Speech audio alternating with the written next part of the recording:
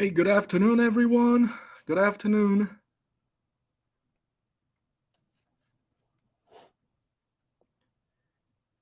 Can anyone hear me?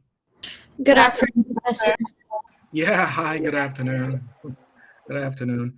I always wonder because when I there I wouldn't know. I mean, I made sure that my microphone is turned on and my speaker volume is at high and I check, there must be nothing wrong, but sometimes, when I don't hear any response, I was wondering, I have to wonder, if my setting, something's wrong with my setting, and then to make adjustment to that setting, that's gonna take you know probably it may take a long time. Something is fundamentally wrong with my setting. So anyway, thank you for confirming. Thank you for the confirmation. Let's see. So So everyone is aware that the homework one is due tonight, 11:59 p.m., right? And some people have already submitted, but some people some people submitted in the wrong format. First of all, it must be exactly in Excel because I already emailed out uh, what I'm looking for. This class is not about doing math. This class is about doing the coding, Excel coding, right? Of course, math is, the easiest thing. Algebra is the easiest thing to turn into to code, right? To encode in Excel. It's about coding, right? I already so this was sent out doing the coding, right? So if it is not in Excel, then there's no point. I want to look at your coding, Excel coding, and see how you did. If you did something wrong, obviously, you'll get the wrong answer, right? Basically, that's what I want to check. And I also need to write a comment on it. So if it is not Excel, someone sent me a PDF file. There's no way I can comment on the PDF file, right? I need to make a correction um, to the wrong coding. If you made, if you did wrong coding, I have to make correction to that. I need to comment on it, but on PDF file, there's no way I can do that. Okay. Alrighty, Elizabeth, you have a question? Yes, my file is in Excel, but I just had a question. If I put like headings, like for example, you know how we have chapter 10, lesson U, Tell you 10-1A. something. Yeah, If I yeah. put those heading, would you still mark that wrong, or is that okay? Just to show you which one is which. Oh, yeah, you have to put in that, of Okay, course, okay, because perfect. you need to clearly show what problem you're doing. Okay, So, it's just not in size 14. I put it in size 16, so it's a little bigger, so you can see. But it's a yeah, heading, that's not fine. my That's word. fine. Yeah, Okay, that's fine. That's fine. Size, font size 16, I welcome that. I mean, if it is too large, I can always, uh, I can always, downsize with the scale. So, you still have a question, Elizabeth? No, I have a Or question, Professor. okay, but Elizabeth, Elizabeth's hand is up. So okay, so Elizabeth, I'm gonna. If you have another I question, took I'm it gonna. down, Professor. Sorry about that. Okay, all righty. And who else was that? Who had a question? Miriam. Miriam. Okay, Miriam, Yeah, go Professor. ahead. I was Yeah, doing the homework. Do they have to be in order, the questions? Because I was doing, yeah. they have to be in Please, order? please do it in the Please do it in the order. You can do it this way. If Okay, you can. What you can do is if you can't do it in order, what you can do is at least okay. So what you can do is open. If there are 5 problems, open 5 worksheets. Okay. In Okay. other words, at the bottom, you can, this is taking, see, you can open like 5 worksheets like this and do one problem, but that one problem doesn't mean one part. If 10-15 has 3 parts, you do all those 10-15 in one single sheet. And then the next problem, you do it on the next worksheet. So if there are 5 problems, 5 worksheets. That way, all you need to do is just put it in that order, correct order, 10-1, 10-2, 10-3, 11-1, 11-2. But you can do it like 11-1 should be done in a single sheet. I Okay. mean that way if you can't do it in order necessarily in order, you have separate worksheet for each problem. All right. Thank Okay. you. All righty, you're welcome. Okay, one more thing. I also posted, see, I'm using, Office 365, which is an online access to Microsoft Office apps.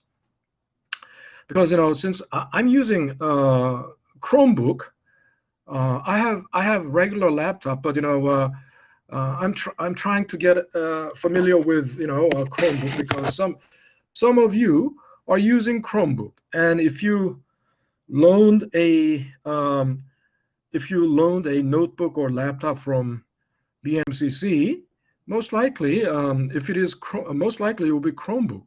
And if it is Chromebook, you can't use Excel on it. No Microsoft apps.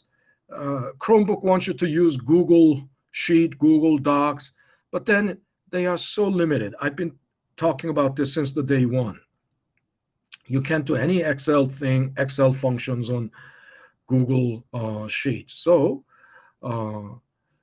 that's how you use, that's why I posted where is it? I posted an announcement today about,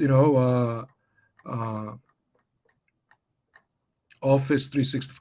Basically, you have through CUNY, you have free access to Office 365. Okay, so you can download it if you have, if you have a laptop running on Windows, right? You can download for free. If you have Chromebook that's not running on Windows, then you can access it like this online. You have account, CUNY account that allows you to have access to that, and you can have. But you use you do Excel online. You can save it, and you can even name the file and download it. So you can email that to me. The thing is and that way with CUNY account, everyone has CUNY account. You have also cloud account. What's it called? OneDrive. OneDrive account. So all your files are saved in OneDrive, right? If you're using Google Docs, all Google Sheets, Google Docs, they are saved in your Google Drive. But if you use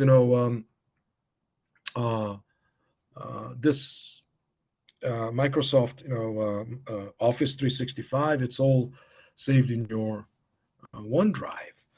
So that way you have cloud account as well. Okay. So I've been talking about this since day one, so I don't want anyone to tell me later, Professor, I don't have access to, I don't have Excel on my computer. I already showed you how. Okay. So where was I? Okay, so we were talking about yesterday we were talking about compounding, right? So, and this file is there. Course materials, course materials. Compound interest and time value of money, right? It's this file, right? So yesterday we were so basically, I was talking about um, the compounding frequency, right? Compounding. We've been assuming that early on, at first, we've assumed that we assumed compounding happens once a year. I mean, if you put $10,000 in the bank and if the interest rate is 10%, if you keep it for 10 years, we assumed compounding is annual. At the end of each year, compounding happens, but it doesn't have to be. And I told you, M stands for compounding frequency. Actually, M has nothing to do with frequency. I mean, if it is compounding frequency, why isn't it F? It doesn't matter. M probably stands for how many times, right? How many times does the compounding happen in a year? So, so I said, M can be 1, 2, 4, 12, 365, and it can be more, right? Uh, of course, one, if M is 1, that means once a year, so annual compounding. If M is 2, that means twice a year, semi-annual. If M is 4, it's quarterly, 4 times a year, so quarterly or every 3 months. If M is 12, that's monthly because it's 12 times a year. 365. Of course, there's 52. There can be 52 weekly, but generally not used. 365 daily. This is pretty much all the maximum compounding frequency they can use. They use in reality, but theoretically it can be more. Like how about compounding by the hour? Yes, if you multiply it by 24, that's compounding by the hour, right? 365 by 24. And if you multiply it by 60, again, then it's compounding by the minute. If you multiply it by another 60, that's compounding by the second. In other words, the compounding can be very, theoretically, it can be by hair splitting, by the unit of time, hair splitting unit of time. But for all practical purposes, it's not necessary. Generally, 365 is the maximum they use. So who uses 365? Banks, actually. Credit card companies use 365 daily compounding. You've seen that yesterday, two examples, annual compounding and quarterly compounding. And you saw that the even though the principal, interest rate, time, they are all the same, but if compounding frequency is different, it will result in a different future value. Of course, the higher the compounding frequency, the greater the future value. So that means, daily compounding will result in the highest future value. And so when you put your $10,000 in the bank, can you request, can you ask for daily compounding? No, you don't call the shot. Why? Because the bank is, industry calls the shot. You don't. Unless you are like, a wealthy man like, Elon Musk or Jeff Bezos. I mean, if you have if you can put like $1 billion in a savings account in a local bank branch, the branch manager will roll out the red carpet. He will run to the door, greet you. He will even bow to you, right? Of course, you'll have to declare first, I'm here to deposit my $1 billion. And the minute you say, make that statement, the minute you declare that, the branch, because if branch manager can, increase their reserve by 1 billion, I mean, that will be a like launch pad to the branch manager's career, don't you think? But anyway, credit card companies, so for example, you cannot demand daily compounding, but banks provide up to quarterly compounding. If you buy a CD, and some CDs offer quarterly compounding. But most of the time, CDs offer semi-annual compounding.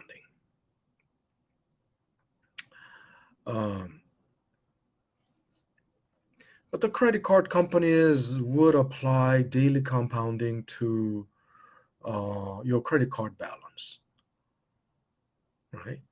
So anyway, so here's the then think about it. We made adjustment to the formula.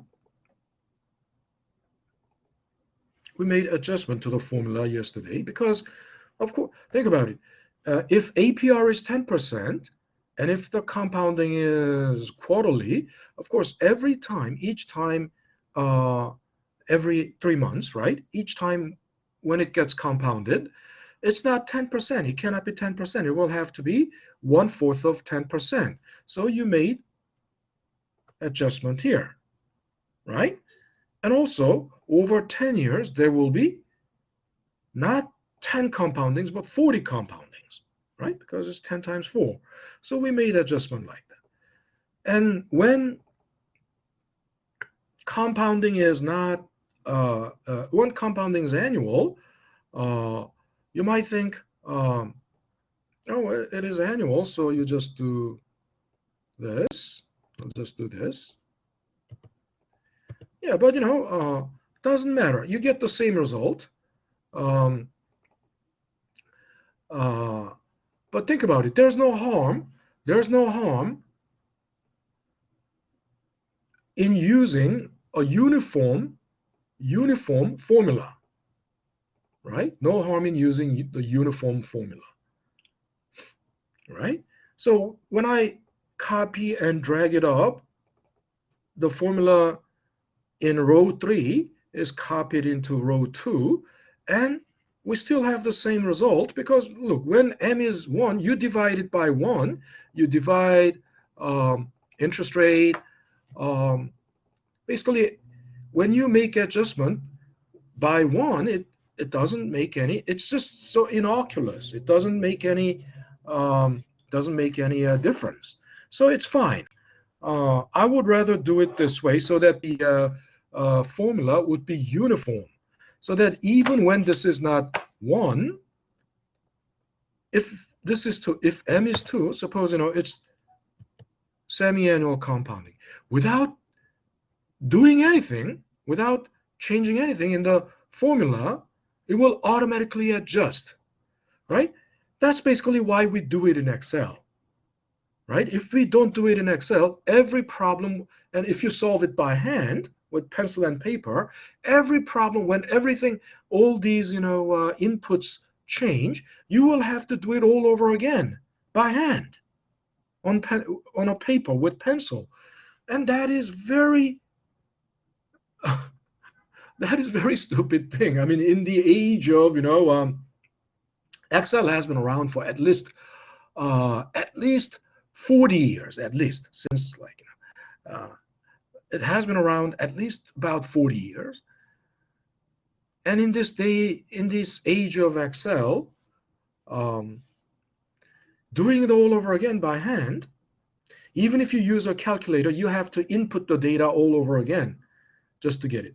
But when the formula is already put in like this, and if things, some inputs change, in this case, let's say now it's going to be monthly compounding.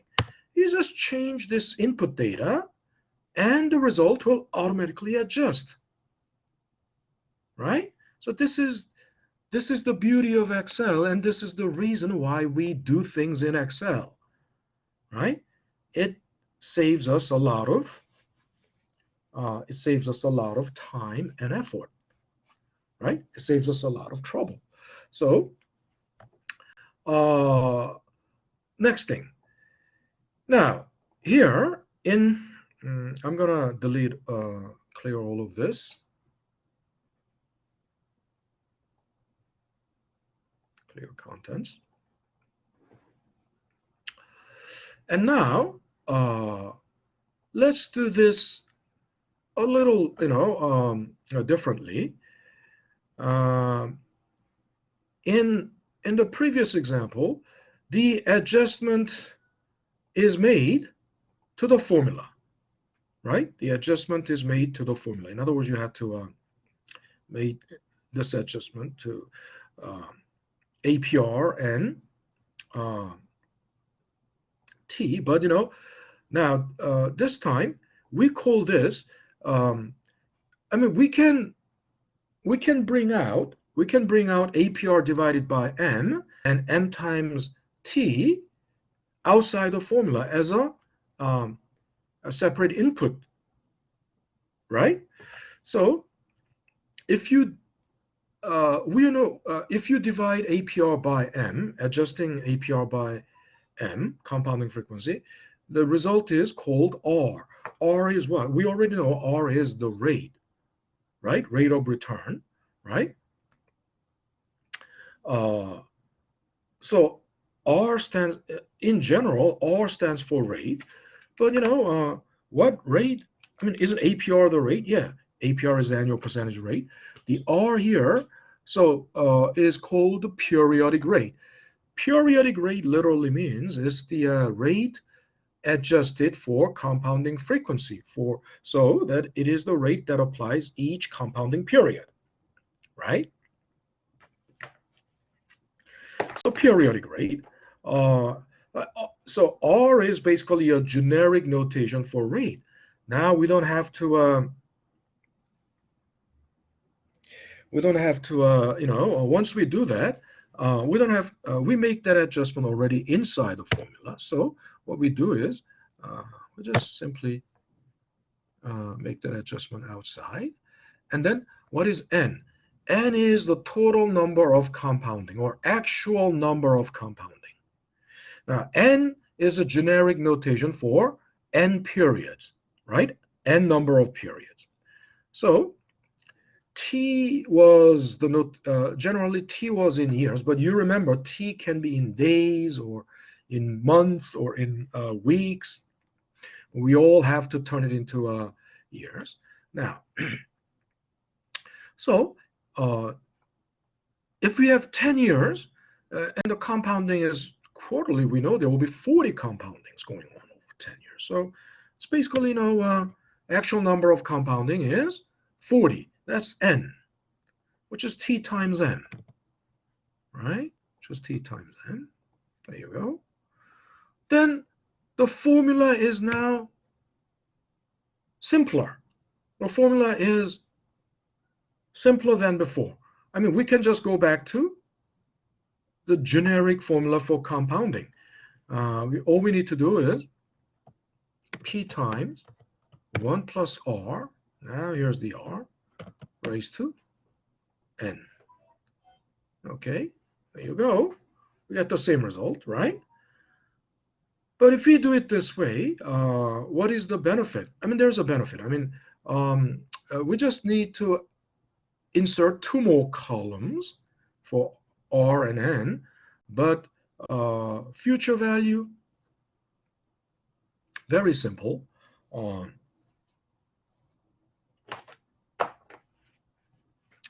the formula becomes simpler.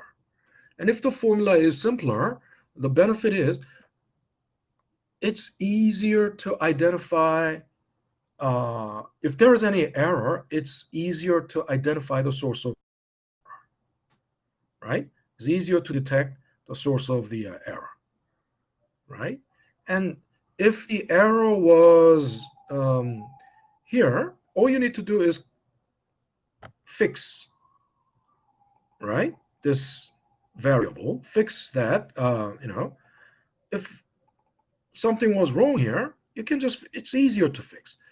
And still, even if the error was here, in here, it's easier to know where the error came from. For example, if I, by mistake, if I entered that, but then I will easily notice.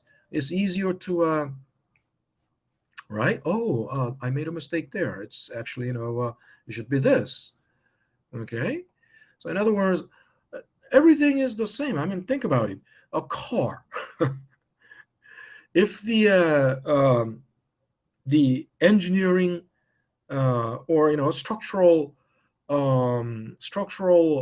aspect of the car is simpler, it's easier to identify the uh, source of the problem.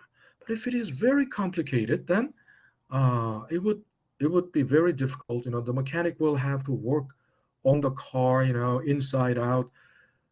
Still, will have hard time identifying the source of the problem. But if the structure is simpler, easier to identify the problem. Once it is done, so you guys are here. Are you guys here? If you need to have this opened and you need to work with me. You need to do this with me. So you need to clear out everything in the highlighted cells, and you need to work with me. Okay? Are you with me? Do you have this file in front of you? Yes. Okay, good. So then all you need to do is just, you've done the first row. If you have done the first row, you don't have to do the rest of them. You'll just need to highlight those 3 cells, bring your cursor to the southeast corner, and then drag it down. All right? And then voila, right? How many problems? I think it is like 5 problems. 1, 2, 3, 4, 5, 6 problems, right?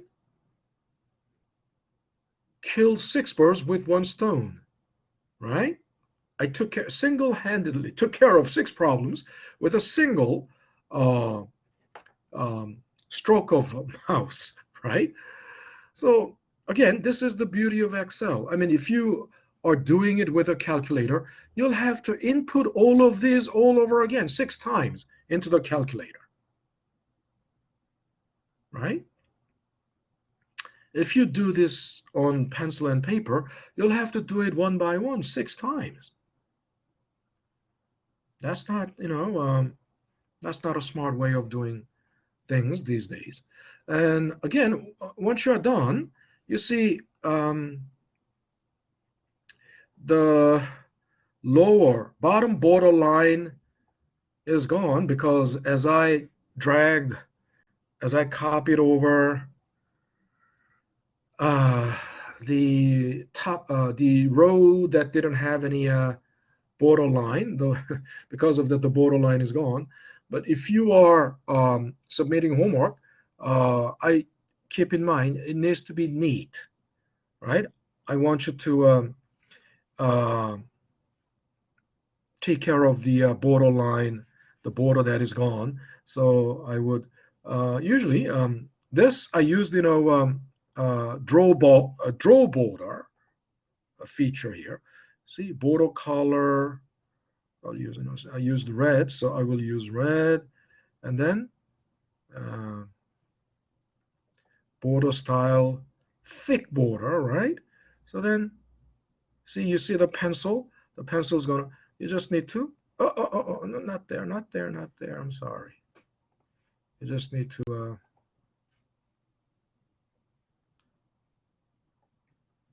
Oh, I know.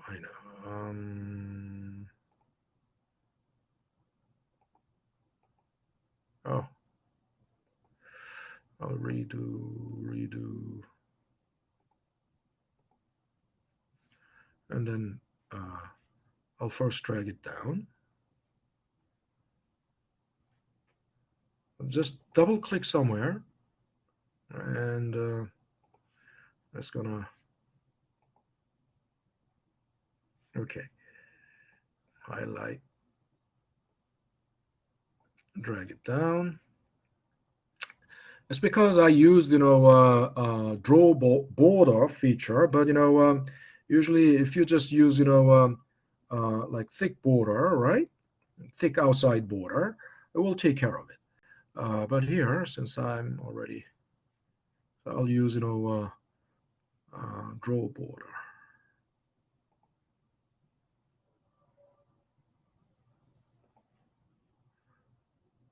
One, simply, why is it doing this? One, okay, usually,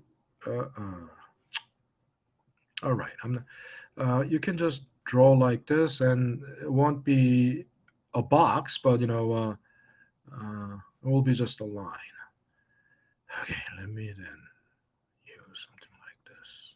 Okay, all right, done. Not the same thickness, but for now, I'll just also use bottom border.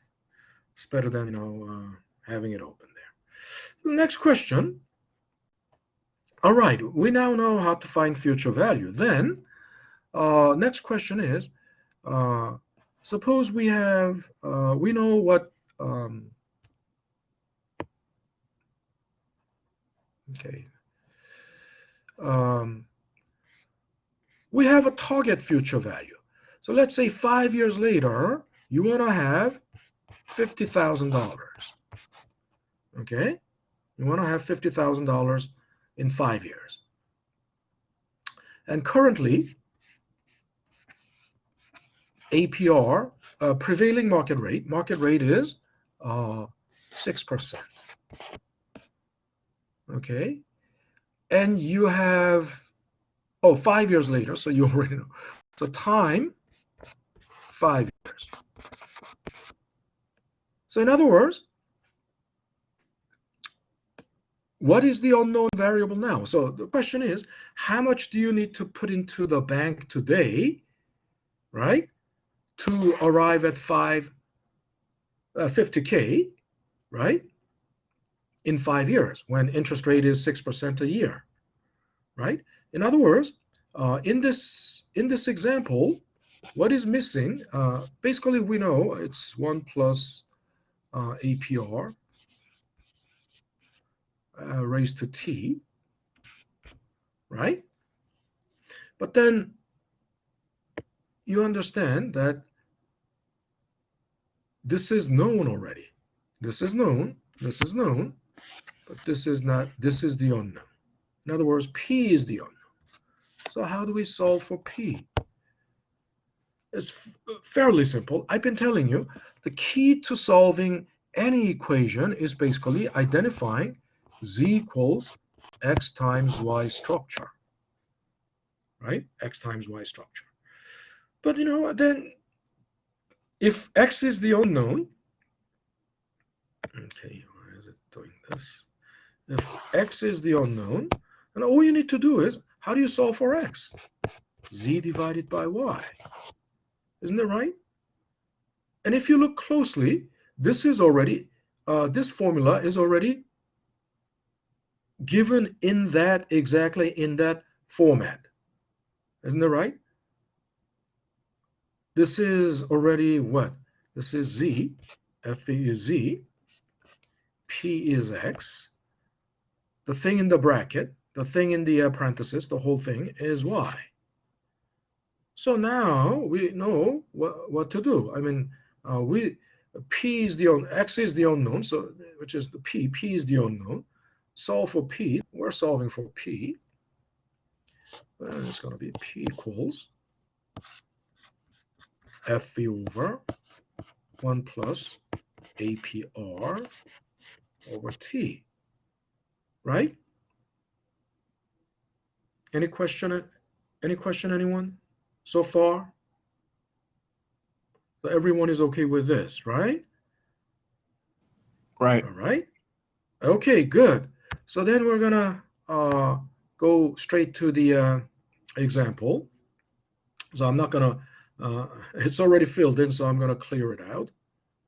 I'm gonna clear out the content.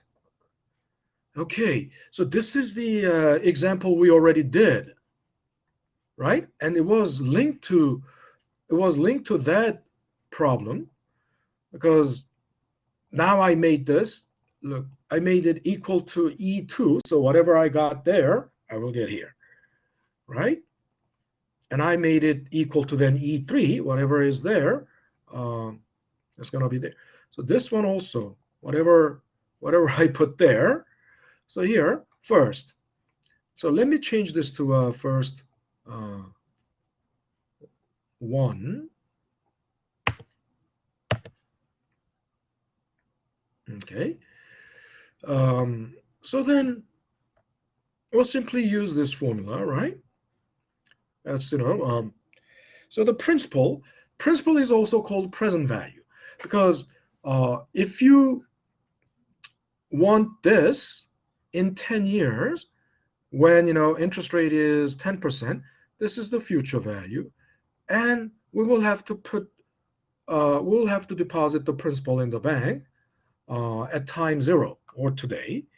So basically the principal is the present value of the target future value. Okay, makes sense. So present value or principal are the same thing. So then all I need to do is I divide this by 1 plus r raised to t. Okay, but here in this case I didn't. If you solve this for p, right, it will be of course like this, but I didn't use it. I didn't do that because m is 1, but if m is something other than 1, I'll have to make adjustment like this. Okay, which means FV over 1 plus APR divided by M raised to T times N. Okay, and there you go. It has to be exactly 10,000. I mean, right? Because we started this example, we started with this principal, arrived at this future value, and with that future value, if you solve it for present value or principal, then we have to arrive back at where we started, what we started with. So 10,000. And again, this is more complex formula, right? Making adjustment inside the formula, right? I mean, you can just copy and drag it up, right? And the formula is copied. No change because m is 1, right? You divide anything by 1 or multiply by 1, anything by 1, still is the same thing. So, and of course, I'm gonna close that, broken border, right? Now, then we can also do it this way, right? I guess I will need to I will need to make some room. So let me insert. This is not insert. Let me insert some, okay, insert some rows. Insert. Okay, I'll bring it here. You select the entire row, and then insert. Then it's gonna insert a new row. Okay, let me insert just 2 more.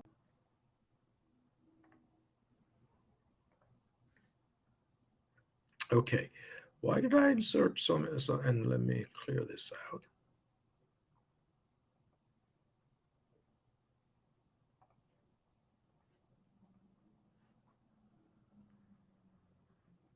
Also, okay. Now, why did I need so many rows? First, also,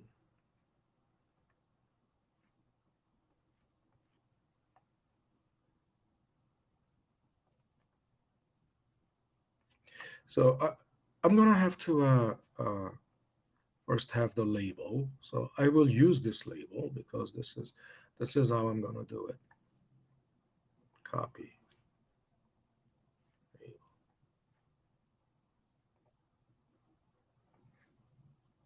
paste. Now then, we know this thing is this, and this thing is this.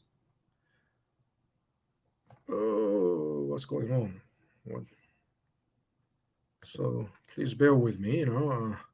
I'm not familiar with Chromebook. I'm still trying to familiarize this.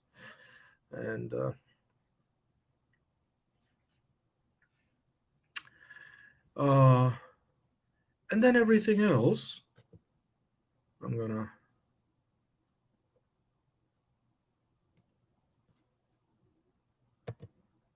make that the same thing.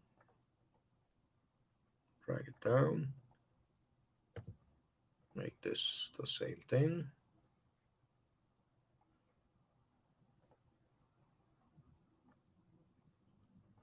And then drag it down. Now we're gonna find then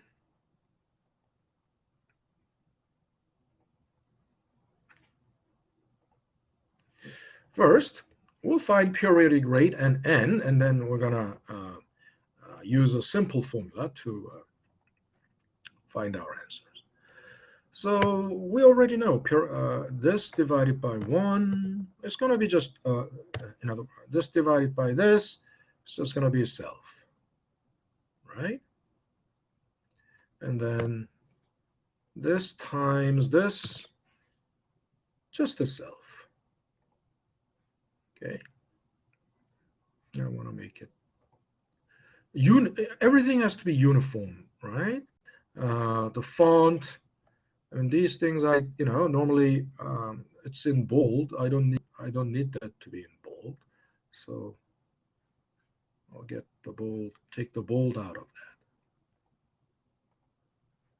Why is it still in bold? Oh, book. So let me use. Originally it was, I guess, Georgia. But anyway, and doesn't need to be in italic. Doesn't need to be italicized. But that's fine. And I, simply copy and drag. There you go. And then all I need to do is then, okay, future value divided by 1 plus r, there's r, raised to n. There you go. And then I drag it down. Of course, I know it will have to be,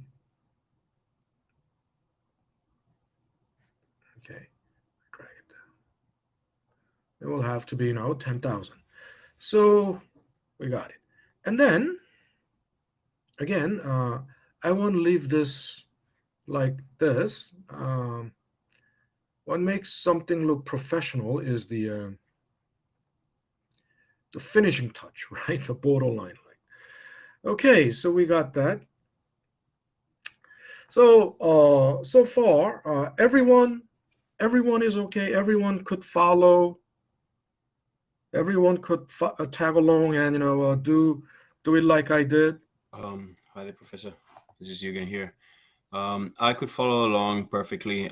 It is just when you got to the 10,000 on the far left side on cell, I think it is 15A. I got Oh, you mean 10,000 300 on that same Excel sheet that you currently have open right now. You know why? Did you enter any of this manually? Did you enter any of these manually? What I did was, yeah, so what I did was in the beginning, I equaled it to E3. Mm-hmm. And for This example, is E2, E2 and right? E3. That's what I did. And this one is, But when I just had the first answer and I dragged it down, I got 10,352 and not How come? exactly just 10,000. Oh, but this one was 10,000, right? That is You correct. got this one was That is 10,000, correct. and but this one wasn't. This wasn't 10,000. No, I dragged it down. Hmm? I dragged it down. It came down to $10,352.08. Okay. Yeah. So then this was E3, and then check E3. What Okay. did you do in E3? In E3, was it formula or did you enter it manually? That is formula. Formula. It's the exact same And formula then you currently have. Okay, and The months are the time. you got the same. You got the same number in E3. The exact same number. 26,850 and 64 cents. Okay, that's weird. Yeah. If it is, and if you were just pointing to, if this cell is pointing to E3, that was given as already the input. Let's see, any of these, but you know, they were input data. They were basically input originally as that. Nothing can. I don't know if you can share your screen. If you, let's see, I believe I've allowed that. And try if you can share the screen. But do you have this? I do. Let me see. Let me have a look. Do you have this icon? Show content? I should have. It's not allowing me. It's not on you. Oh, the share contact doesn't allow. No. So it's not there. Professor has to give you permission first. Yeah, let's see. I mean, I believe I gave everyone the permission. So basically to the whole class. Let's see. But you gone, right? Let's see. Not this, but maybe if I make you a moderator. I think it's make presenter.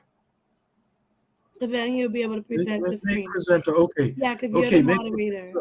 All right. Tried now. You gone tried now. Okay. Do you see this? Yeah, I should be able to now. And then if you click on it. Okay. Share application screen. Okay. All right. I'm sure you guys would be able to see it now slightly. So that's, yeah. So yeah, maximize this so I can see. I can zoom in a little bit more if possible. Is that fine? More?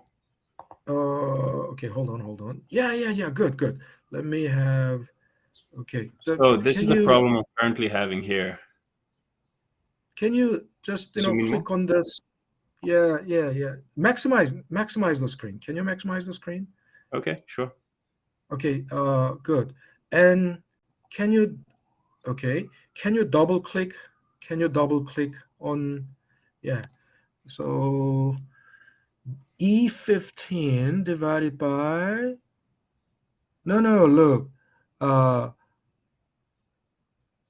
No, because you didn't make adjustment, right? You didn't make what I see. Double click on it again. Make it bigger and double click. Yeah, double click. The one below, 15. Oh, the B15. Yeah, B15. That should be adjusted by. It should be divided by D15, right? Divided by. No. B15. No. B15. Leave B15 alone, right? And then you don't have to type it in. You can click it in. Now click in D15. Okay. Raise to now open parenthesis before C15. open parenthesis before C15. Okay, right here. Mm-hmm. And then times, and then click Mm-hmm. in E15 and hit enter. Close parenthesis, yes, and hit enter. There you go. Voila, superb. Yeah. Okay, yeah, that was Right? just a slight little mistake, I guess, because I just dragged it down with this arrow, Yeah, yeah. And um, causing that. as I Yeah, I said, see. it doesn't hurt if even if M is 1, it doesn't hurt. You can drag it up now. You can drag 15, A15 up to A14. You can You mean copy. In this other one? words, you can, yeah, yeah. So that look into, yeah. As I've been telling you, it doesn't hurt. It doesn't harm. It's innocuous. It's completely innocuous to uh, to keep that format because even if M is 1, right? Yeah, Because M is 1, it doesn't. And then that's why. And that way you keep the formula uniform, consistent, and uniform, right? yeah, That way, that looks good. and if that way you can drag it up, drag it down. If you have like 10 problems like this, you just stack them up in vertically, and you can just drag it down, and it will all be done in a single shot, right? Absolutely. Okay, Thank you, okay. Professor. I Now, appreciate it. okay, I need you to I'll stop. maybe yeah, stop sharing, or I will. Okay, then okay, I will make you a participant again. Alrighty. Thank So, you. any questions so far? Any questions? Anybody else? Only one person? Everybody else is okay? Everybody else is good? Everyone is quiet. So I would have to assume that everyone is good. Dennis, you have a question? Dennis, I saw your microphone a while ago. No, I was just gonna reply that I'm good. I'm Okay, following you guys. Yeah. okay, good. So now the time is 3:57, and I guess this is a good time to take a break because the next topic, the next thing is uh, how we solve for uh, rate and how we solve for time. Okay, so I think this is the good time, right time to take a break. All righty, let's take a 10 minute, and I will see you back in 10. Okay. No problem.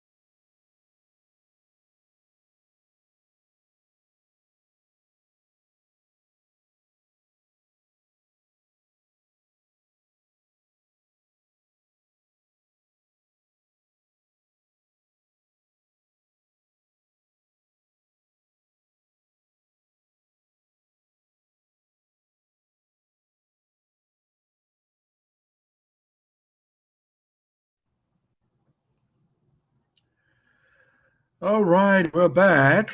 We're back. Okay, I'm sharing my screen again. So, okay, looks okay without this part. It looks so weird. Um, without the right-hand side panel. Mm. Oh, by the way, Elizabeth, I'm giving you zero point 0.5 because you gave me a tip on, how to make a student a presenter. Okay. Bravo. Hmm? Hello? Were you saying something? No, I was saying bravo. That's good. Okay. All right. I mean, good for Elizabeth. Good for Elizabeth. Um, all righty. So where was I? Now, our next question is, um, basically the compounding formula is the formula to find the future value, but it can also be used for finding other variables, other unknown variables. For example, we know FV is equal to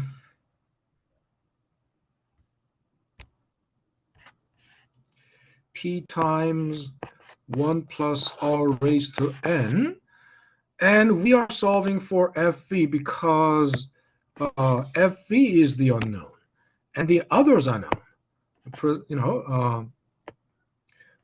Principal is known, R is known, N is known. But we already know if P is the unknown, if principal is the unknown, we know how to solve for, P, right? If P is the unknown, we know it's FV over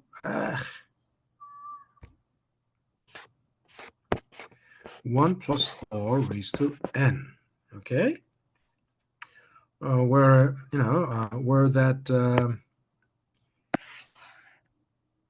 PV and P are basically the same thing, right? Now, so in the first two equations are basically reverse processes of each other, isn't it right? They are reverse processes of each other. Why? Because first it was like z equals x times y, and the second one is basically solving the same equation for x, right? It's basically solving the same equation for x. So it's a reverse process of each other. But then the third unknown that can be, what about r? How, if r is the unknown, how do we solve for that? Right? If r is the unknown. And the fourth, what if the n is the unknown? It's all possible. In other words, we know target future value. For example, we know in 5 years we need 50K. I need 50K in 5 years. And currently, I have only 10K. Okay? So time, 5 years. So what's the next question? If I put 10K for 5 years, what kind of interest rate will take you to 50K? In other words, what kind of, so what should be the interest rate to grow my 10K into 50K in 5 years? You might think it's almost growing like 100% a year. So shouldn't it be 100%? No, actually it will be less than 100% because it's compounding. I mean, if it is simple interest rate, if it is simple interest rate, it's 100% a year, and then it will take 5 years to get there. But we are using compound interest rate. It's not simple interest rate. So with compounding, it will be something definitely less than 100%. And also n. So for example, the same scenario. Let's think about the same scenario. You want to grow 10K to 50K, and currently APR is 10%. Then our next question is, how many years? How many years will it take? Or how many months? Or how many quarters? Right? So we should be able to answer all these questions, and they can be all solved from the base equation. Because think about it. The base equation is this. This is the base equation. From this, if P is the unknown, we can solve for P. If R is the unknown, we should be able to solve that equation for R. If N is the unknown, we should be able to solve for N. Right? So let's think about how we can do that. First, again, the base equation, FB equals P times 1 plus R raised to N.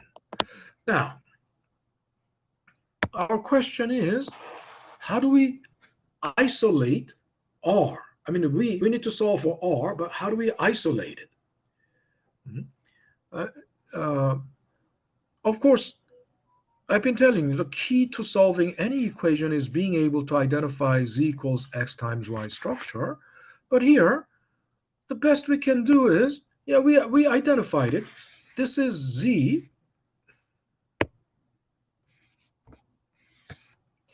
This is x. This is the whole thing is y. In other words, how do we extract? How do we extract R from Y?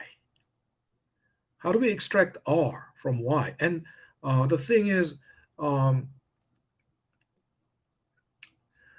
is not Y. It's, we have to extract it from Y. But since R is it's included in Y, the best thing we can do for now, just for now, is basically we'll need to isolate whatever we can isolate. The first thing we can do is, of course, then we need to isolate y. We need to isolate y, and then after isolating y, we can think about extracting r from that. So to isolate y, we already know. Then it's going to be y will be z over x. So we're gonna, okay, FP over P, and we have 1 plus R raised to N in the right-hand side. Isolate in the right-hand side. Now, you need to have an open mind. I mean, you keep thinking, oh, F is Z, X is, P is X, Y is the 1 plus R raised to N is Y. Now, but if you think again,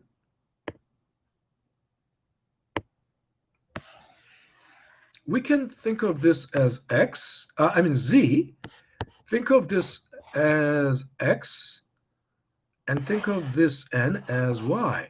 But this time, it's not Z equals X times Y, but it is Z equals X raised to Y. X raised to Y. Okay? So it's a power function now. This is called power function. Because it's, function of exponent. Okay? It's called power function. Second power, third power, Z is, so when that is the case, because now then R is part of the, R is part of X, we will need to free X first. We'll need to free X first, right, from this power function. Then we can think about extracting R. So how do we do that? How do we do that? So far, So we need to understand a few things about exponent, right? I need to think. What do you remember about the exponent? I mean, you learned exponent, and probably in middle school or sixth grade or seventh, eighth grade. Um, and then when you learned it around seventh grade, what do you remember about the power function? What do you remember about the exponent? First of all, we know uh,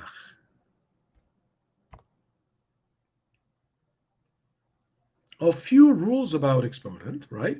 So I put it, okay, here. Let me open, where is this?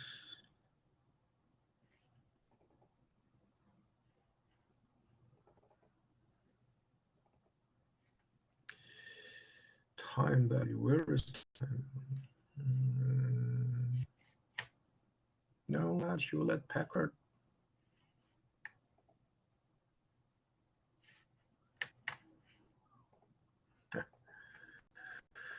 Come on, that is not.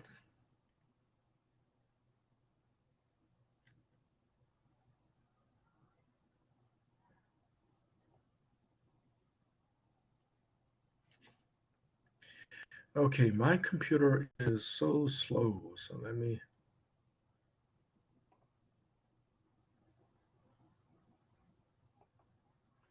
Just bear with me.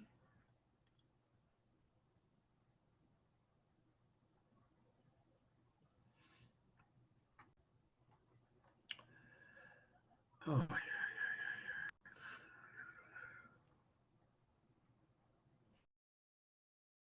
I think I will have to download. I'll have to download it from here.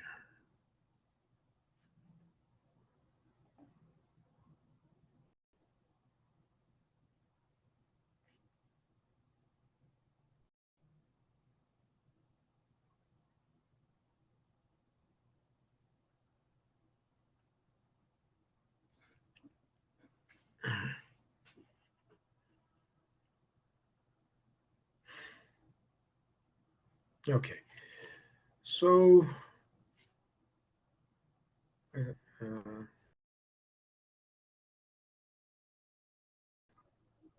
I'll download for later.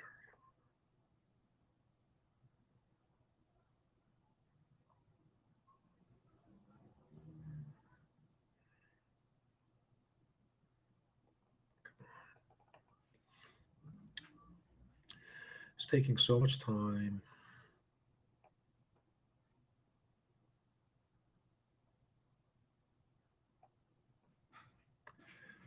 Okay, let me kill off some of the open windows. So still, it's taking too much time. So let's give it some time. I wish I had downloaded it. More.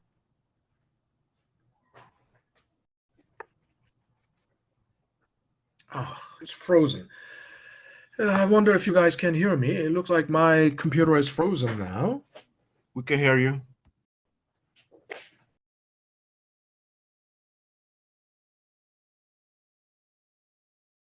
Let me.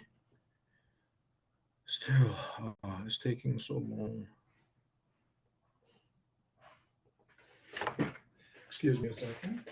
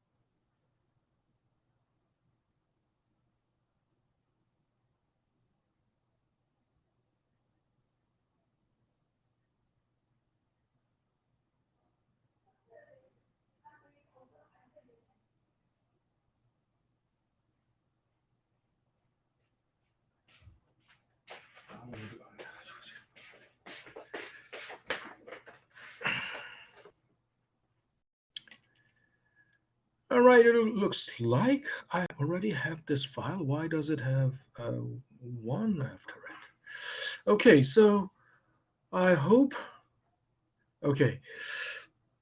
I already have, you can see the formula there, but here are a few um, examples, a few characteristics of power function or exponent. First of all, x squared, we all know basically how we write the exponent. Basically everyone knows that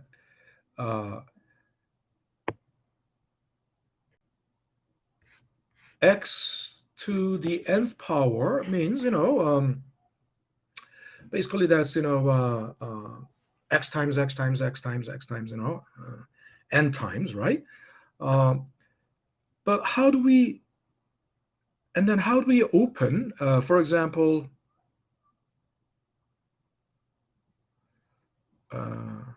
we all know that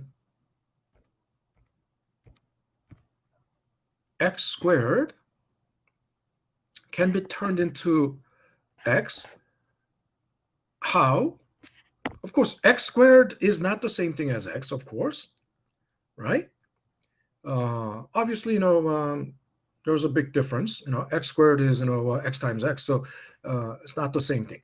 But how do we remove the exponent and turn it into x? We all know how. We take the square root of x squared, right? Then it's x, right? We take the square root of x squared, then it's but then another way of writing square root, you think, this is the square root. Originally, square root should have 2 here. Okay? Why? Because there is not only square root, there's third root, fourth root, fifth root, because we have x to the third, x to the fourth, we can have x raised to the nth power. And if you have x cubed or x to the third power, how do you turn it to x? Of course, you turn it into x by taking the third root or third radical.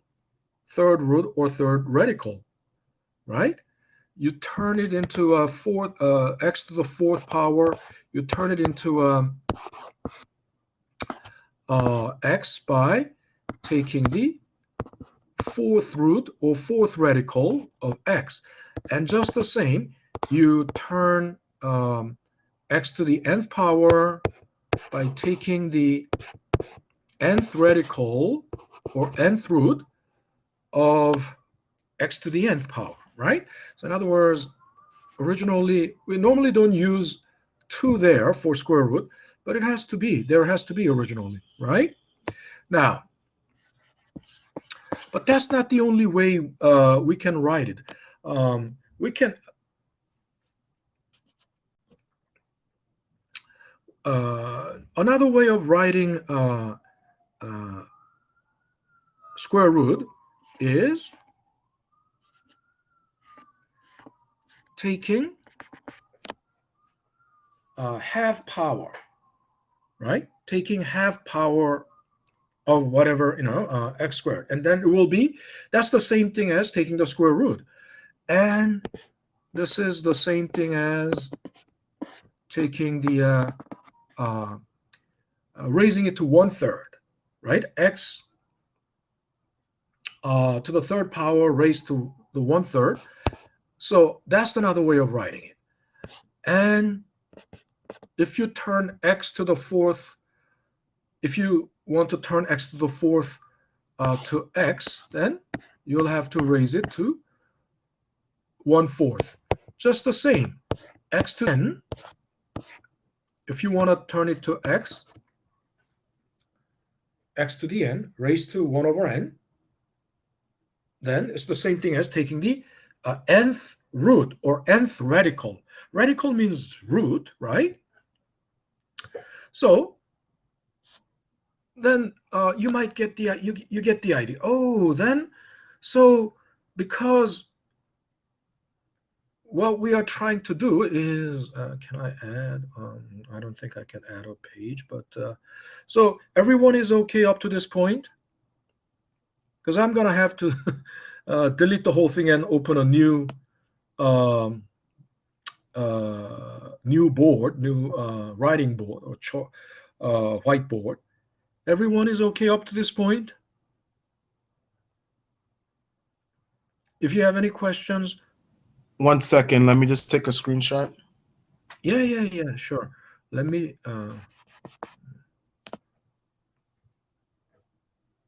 Okay, at least someone is taking the screenshot. This is a good sign. I don't know what is going on with the rest of the class. Okay, all right. So I'm gonna delete this. Okay, all right.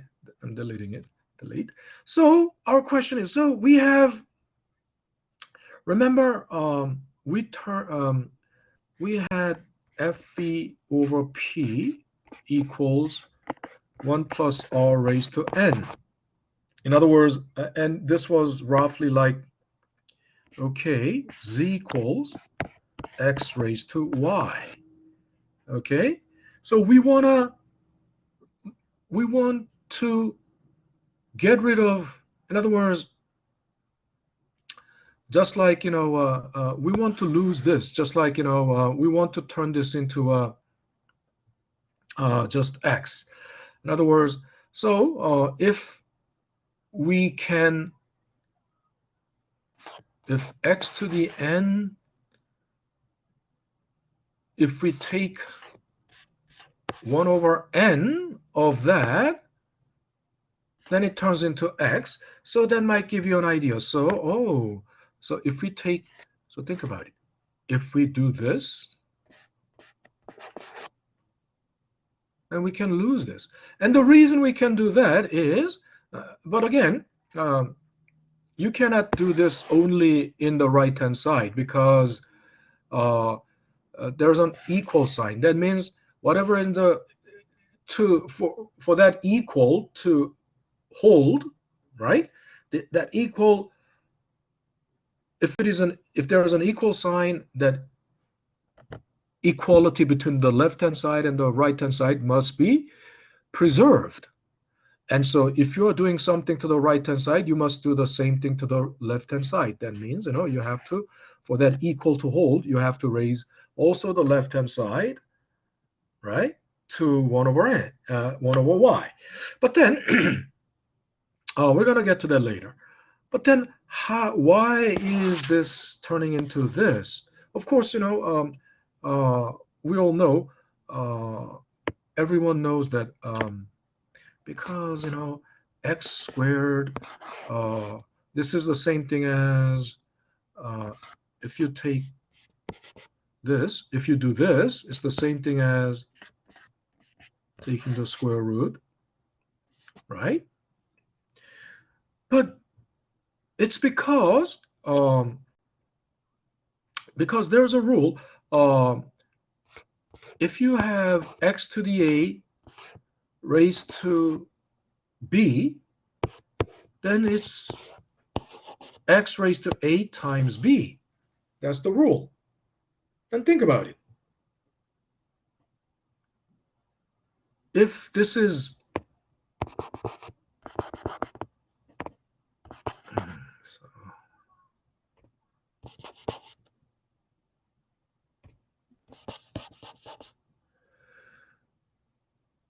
if this is 2 and this raised to half, that is 2 times 1 over 2. Of course they cancel out. It becomes x to the 1. X to the 1 is x, right?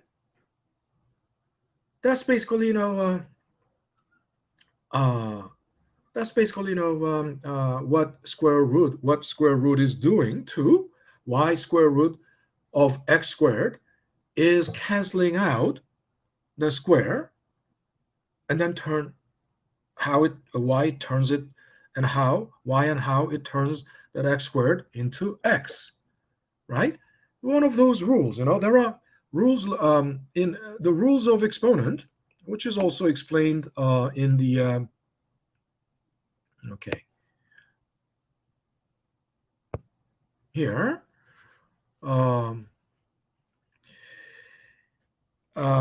Negative, here, what I used, the rule I used, that rule is this power of power property. A raised to B raised to C is A raised to B times C. On the other hand, as a product of powers, so A raised to B times A raised to C, A raised to B plus C, right?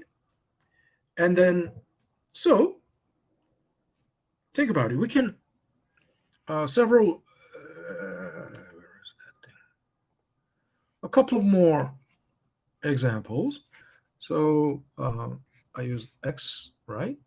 So x raised to A times x raised to B, that means it's x raised to A plus B. And without memorizing, I mean, we can actually plug in some numbers and actually,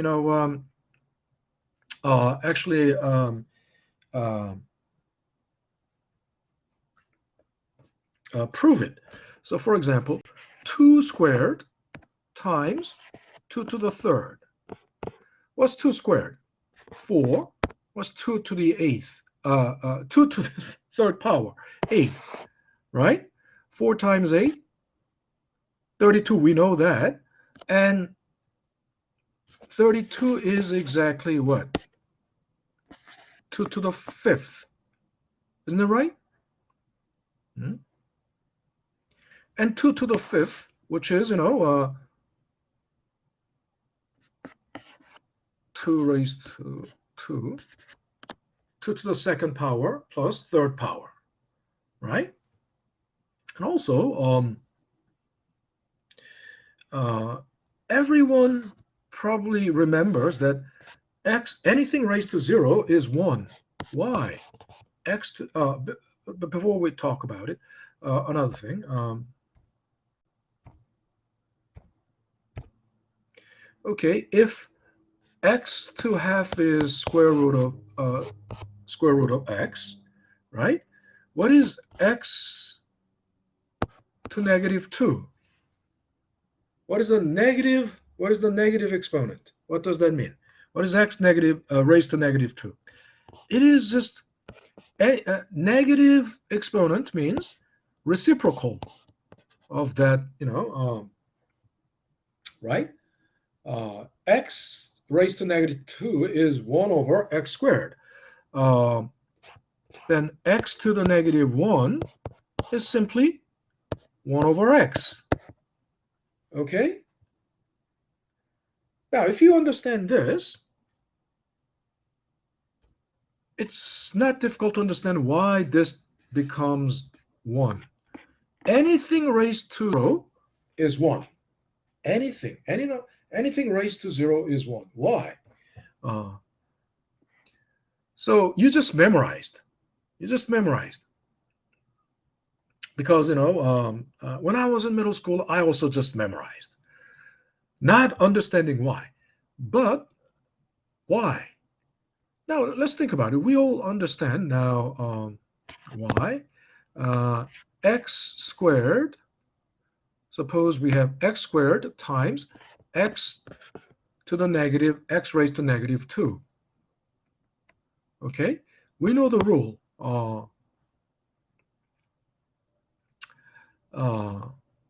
That means, it's x raised to 2 plus minus 2, right? That becomes 0, right? X to the 0. But why is it 1? Why is it 1? Huh? I understand, I understand it becomes x to the 0 because, the exponents will cancel out. But why is it 1? Now think about it. What is x squared? Yeah, x squared. But what is x to the negative 2 times 1 over x squared? Isn't it right? X squared times 1 over x squared. And then what happens? They cancel out. So it becomes 1. Okay? Everyone is good so far. I just want I need some confirmation because you guys are so quiet. I need some confirmation. Everyone Yes. is good so far? Okay, good. Only one person. I don't know what happened to the rest Yes, of the class. Professor. Okay, We are okay. listening I in. think we're just following on and watching and listening. Okay, good, good. All righty. Sorry, I have an issue with my internet. Okay. End all. All right. So back there. All right. So then let's get back to the question of this. Question of that n. So we have basically we want to solve for n, right? And we came to this point. 1 plus r raised to n. And I've been telling you, so this is like z equals x raised to n. How do we x raised to n? This looks like x raised to y, right? So then how do we want to free this. We want to free r, but to free r, we have to get rid of this n. In other words, we have to lose that exponent. We know how to do that because if we raise it to 1 over y, then by that rule, it will cancel out, and we will lose the. But you have to do the same to the left-hand side. When you do that, you have to do the same thing to the left-hand side. So okay, so then that means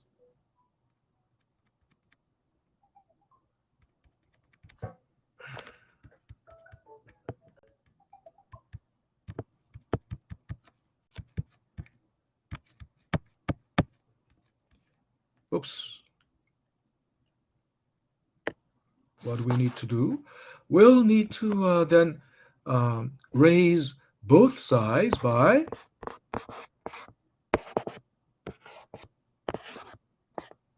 1 over n. So the left-hand side will be also raised to 1 over n. And then the right-hand side will be freed.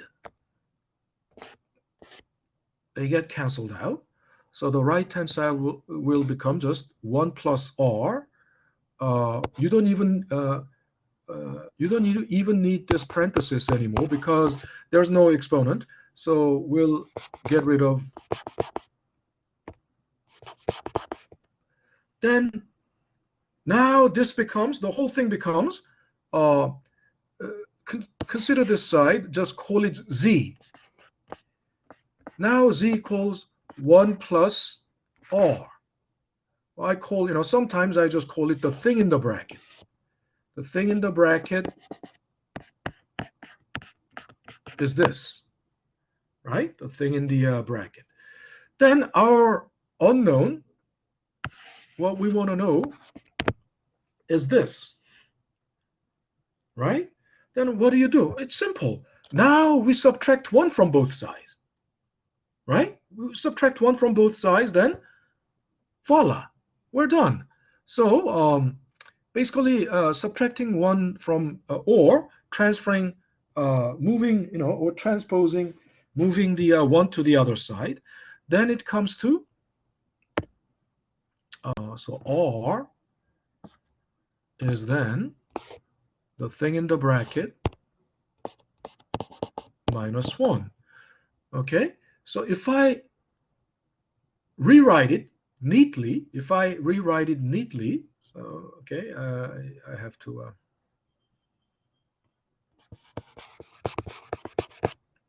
if I rewrite it neatly, uh, it's with R in the left hand side, it's going to be FV over P raised to 1 over N minus 1. Okay, so we come to the conclusion.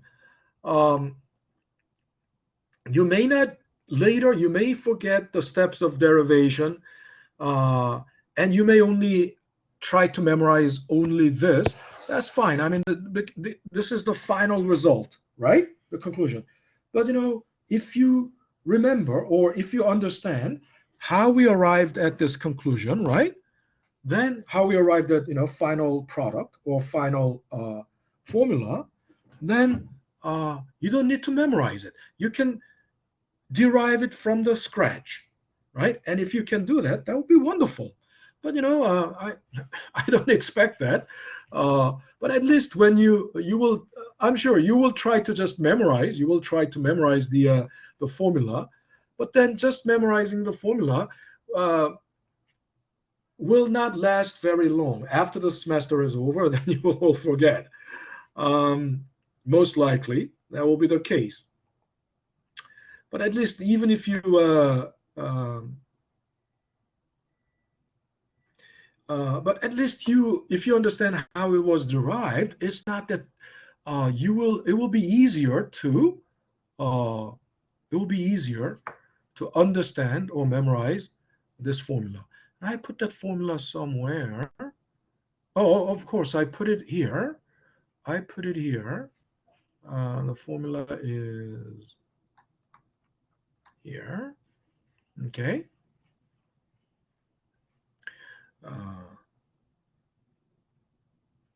And then the one next is the formula for n, but it's another story. I'm gonna get to that later. So let's think about, let's do these problems. So I'm gonna have to, okay, delete those. So what is this problem? What is this?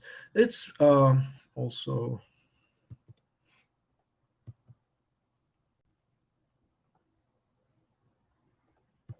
okay.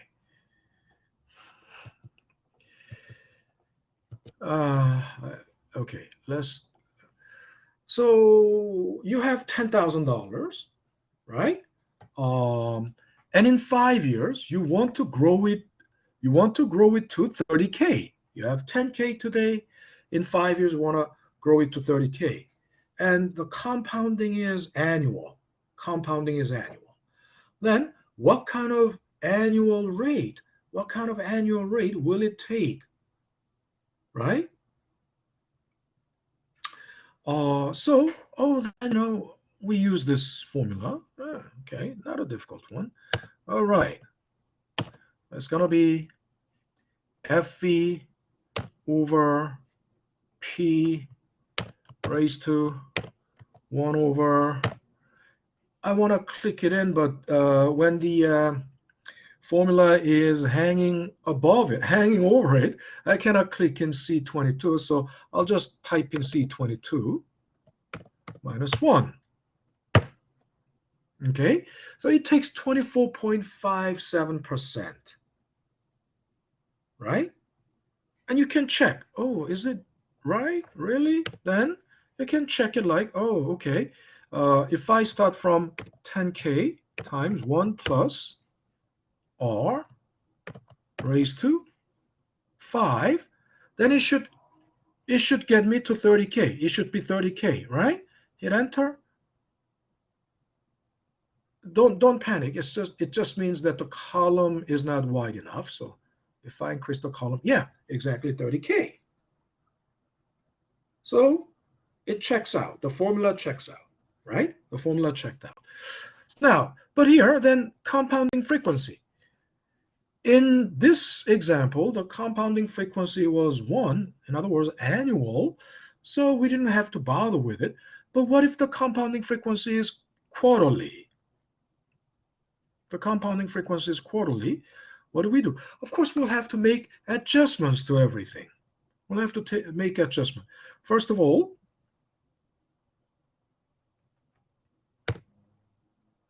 and then that's what makes it,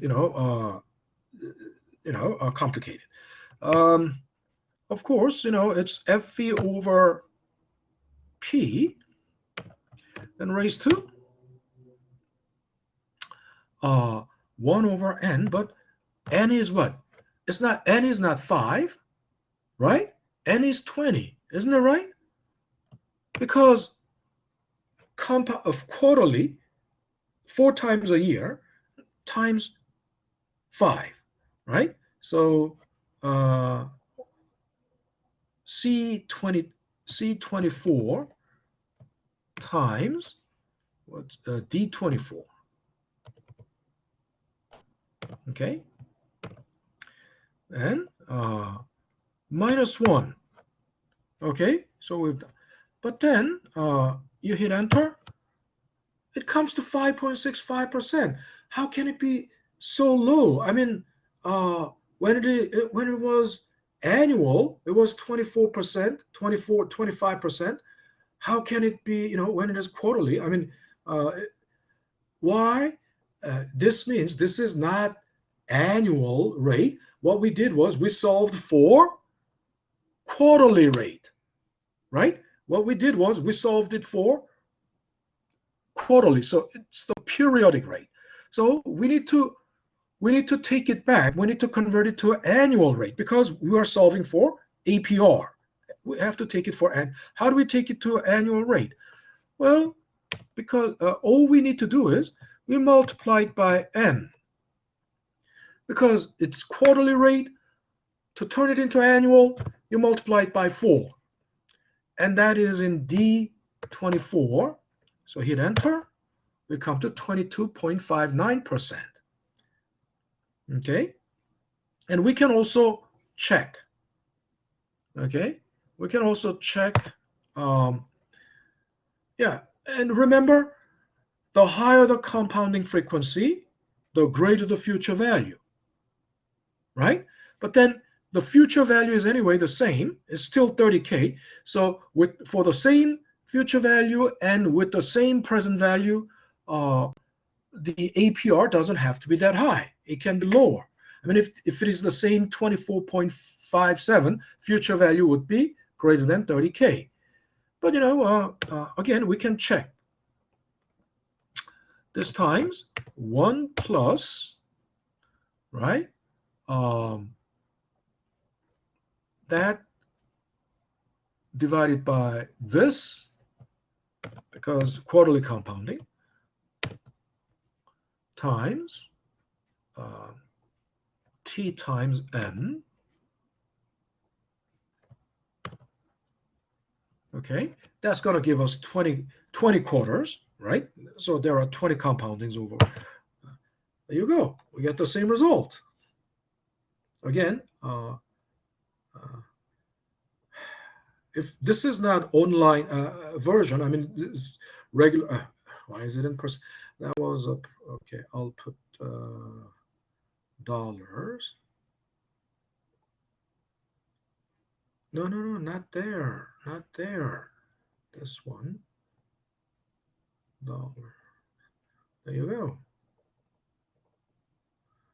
You see, so it checks out. Then, yeah.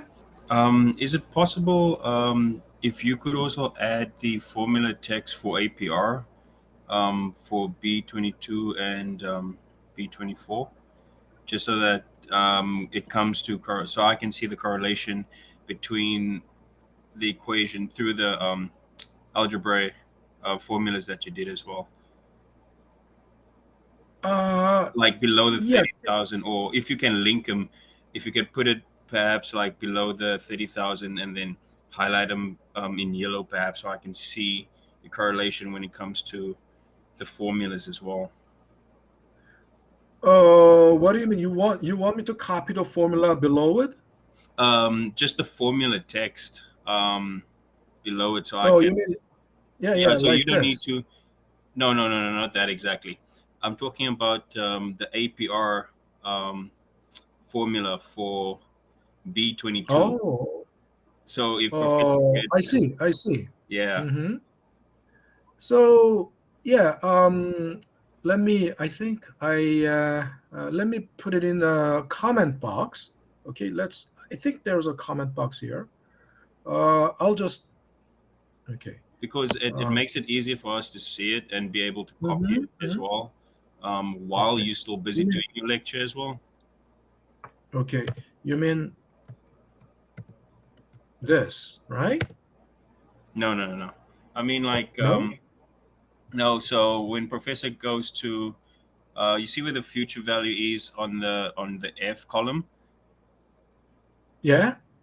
Below that, Professor, if you could do equal, the equal sign with formula text, the one in the middle actually above. Oh, okay. Actually, You know what I mean? there's Yeah. okay. There's a reason I had something here. But I want this row, anything in this row, to be correlated with Of the course. other variables. But Oh, Professor, you could even like add it another column right by F as well, and then you can move everything up by one column. yeah, yeah, Yeah, yeah, yeah, that yeah. could make it easier But too. anyway, that's fine. That's fine. But you want me to put like okay. Just a So I formula think. text so that I can always see the formulas that you've put in, so that if you do move faster, we're all able to catch up as well since the Mhm. formulas are there But too. so you want this formula, or you No, want I the want the APR formulas and in other the words rest, in the other ones in words yellow. from the periodic rate to APR. Correct. Yeah, I'm gonna put it periodic rate. I'm putting it in the comment box so that, okay.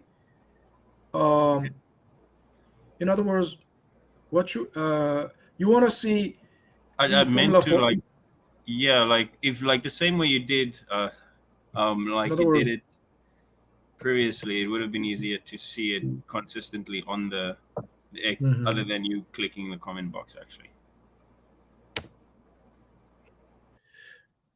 Okay, so here's the formula in the comment box, and then so when you or but it's basically the I'm sorry, it's basically the APR formula that you want to see.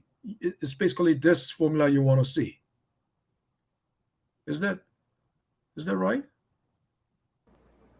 No, I meant Or the you want to? mathematical formula, Professor, like the way you do it within the Excel sheet as well. And you can Oh, easily you mean show you it mean just you by, mean like, okay? you can You mean easily like do it just, B yeah, if you just do the equal formula text by selecting um, that one. with the cell numbers, with the cell address? Yeah. Okay. So So it's just equal, and yeah, if you add another yeah, yeah, column. yeah. Hold on. I can.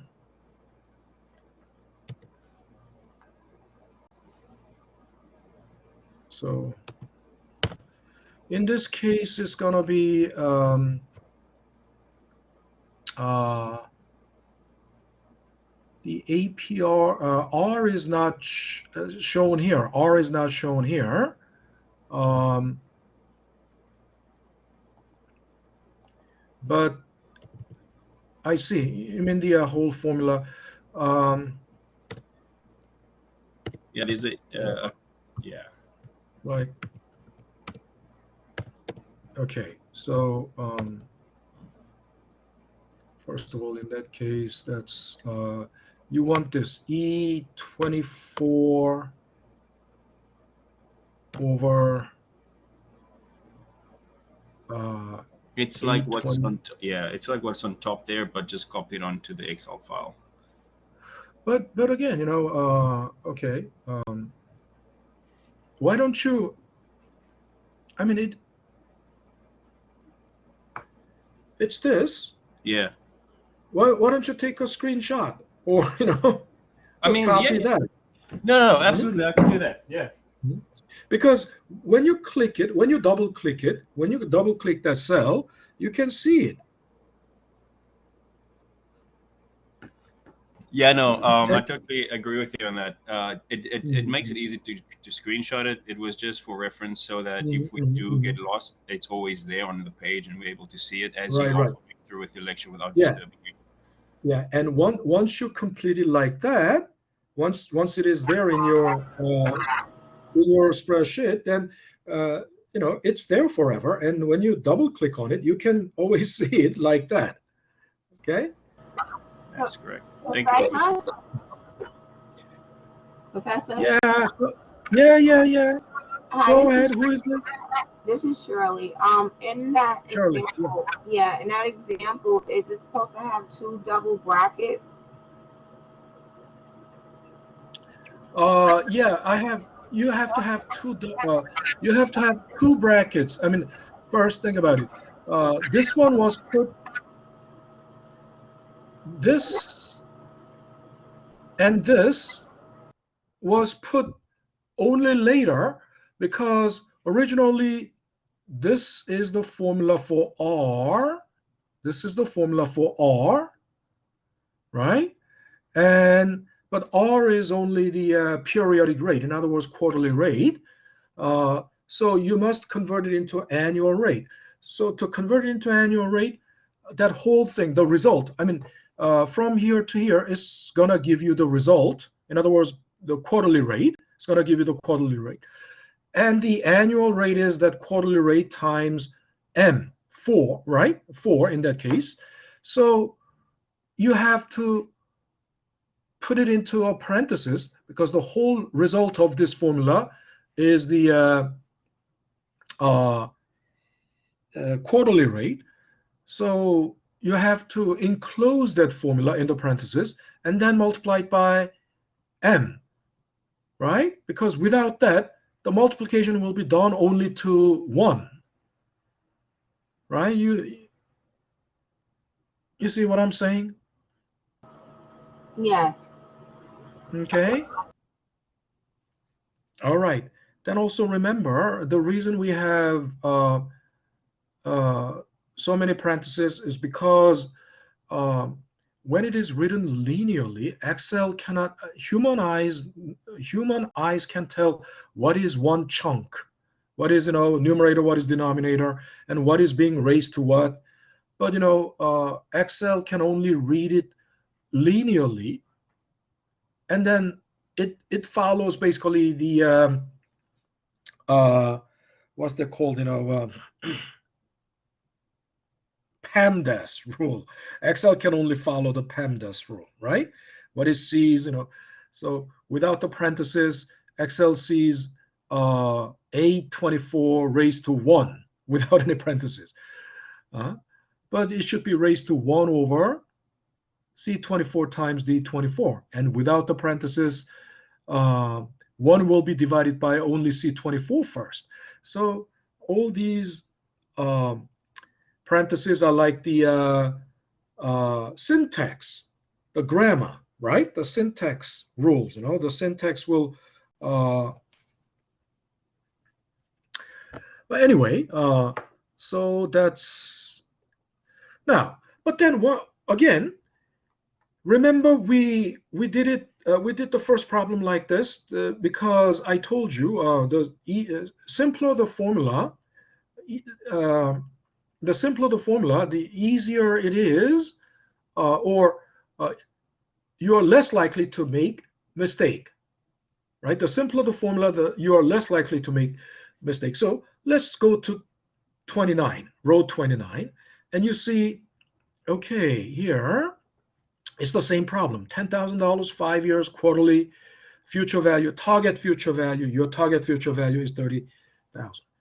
So what interest rate will take you there? Now, we just added 2 more columns. right? R and N, right? The periodic rate and actual number of compounding. So first, we can easily tell how many compoundings. It's 4 compoundings here for 5 years. So 5 times 4, right? 5 times 4, 20 compoundings. Now then, R is then, now, so this is the periodic rate, quarterly rate. So FV over P raised to 1 over N. N is in F29 minus 1. There you go, 5.65, which is the quarterly rate. Then APR will be quarterly rate times 4. There you go. We come to 22.59. So everyone, isn't it better? Isn't it easier than, any questions? So in other words, making adjustment outside of formula. If you make adjustment inside the formula gets more complex. And it's always the simpler model is better. If you can make it simpler, it's better. Because it's exactly this formula, right? That's exactly, just simple, straight formula, right? And then the R and N are, adjusted. So you got to a periodic rate. You just convert the periodic rate to APR by multiplying it by M. All right? Everyone is good? Yeah. Yes. Yep. Okay. Okay. All right. If there's any question, this is the time to ask, because the time is like 5:10. So we're almost, done for today. We're done for the day. So if there's no further questions, then I will dismiss the class. Okay? Okay. All righty. Office Thank you, hours, All right. Have a good one. Professor. I guess I have someone already booked for my office hour today. Yeah, with me. Right, Harold? Yes. It's Harold, I believe. Yes. Okay. Pyro. Give me, yeah. I will see you at like 5:30. Okay? I Okay. need some. Okay? I'll see you at 5. Okay. All righty. All righty. I'll see you guys. Take care. I'll see you guys tomorrow. All right? All right. Stop recording. And